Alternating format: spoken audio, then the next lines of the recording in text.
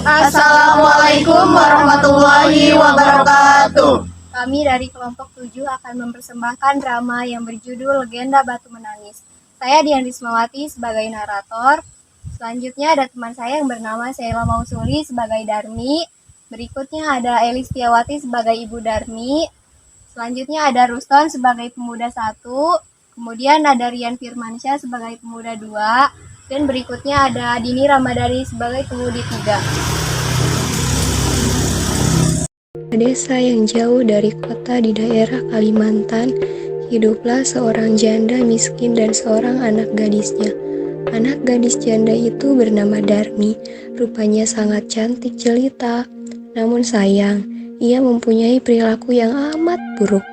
Gadis itu amat pemalas, tak pernah membantu ibunya melakukan pekerjaan-pekerjaan rumah. Kerjanya hanya bersolek setiap hari. Segala permintaannya harus dituruti. Setiap kali ia meminta sesuatu kepada ibunya, ia harus dikabulkan, tanpa memperdulikan keadaan ibunya yang miskin. Bu! Ibu!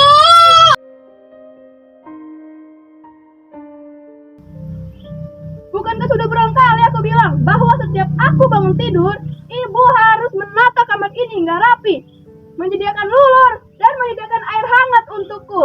Kamu itu sudah besar, nak. Kamu bisa mengerjakan semua itu sendiri. Tidak, Bu, aku sibuk. Matahari mulai memancarkan sinarnya. Sang ibu mulai bersiap-siap untuk berangkat ke sawah untuk bekerja. Ia tak lupa mengajak Darmi untuk membantunya di sawah. Darmi, ayo bantu ibu bekerja di sawah. Tidak, Bu. Nanti kalau kulit dan kuku kotor bagaimana? Apa kamu tidak kasihan sama ibu, nak? Saya sibuk, Bu, lagi dandan.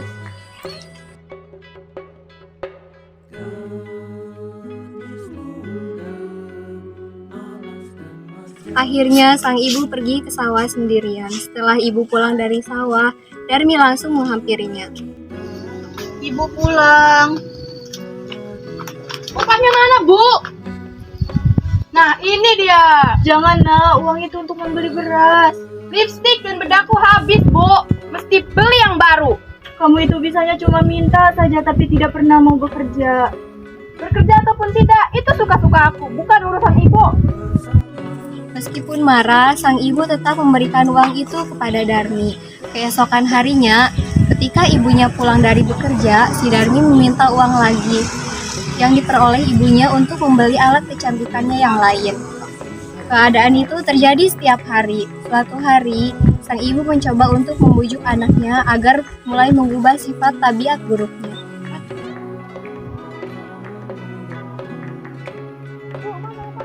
Nak, coba kamu bantu ibu bekerja di sawah. Apa sih, Bu?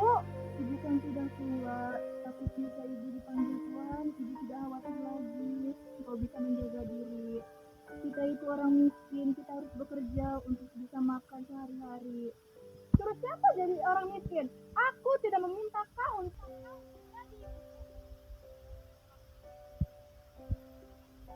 Hari berganti hari, akhirnya sang anak mau menuruti kehendak ibunya.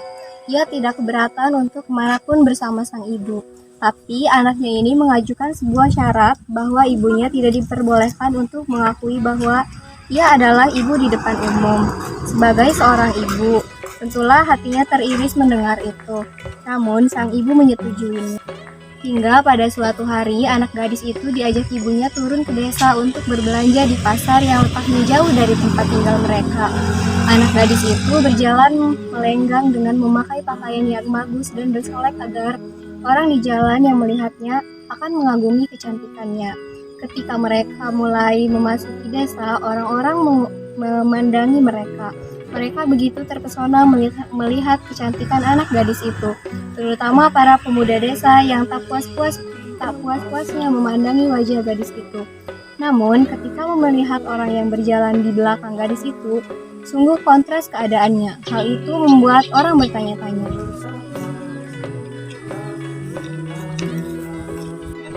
Coba lihat wanita cantik sekali. Ya benar, wanita itu cantik sekali. Dia bahkan wanita itu lebih cantik daripada Bunda Nawang. Rasanya aku tertarik untuk mengenalinya. tapi yang di belakangnya itu siapa? Entahlah, Aku kasihan melihat wanita tua di belakangnya. Apa mungkin dia itu? Jangan yang berpikir macam-macam.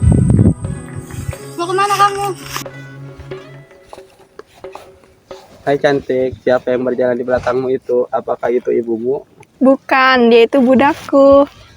Hai manis, yakin itu bukan ibumu? Sudah ku bilang bukan, dia itu budakku, bukan ibuku. Pergi sana. Astaga, jangan begitu, hargai orang itu. Ya budakku. Ya Tuhan, hamba tak kuat menahan hinaan ini. Anak kandung hamba begitu teganya memperlakukan hamba sedemikian rupa. Ya Tuhan, hukumlah anak durhaka itu. Hukumlah dia.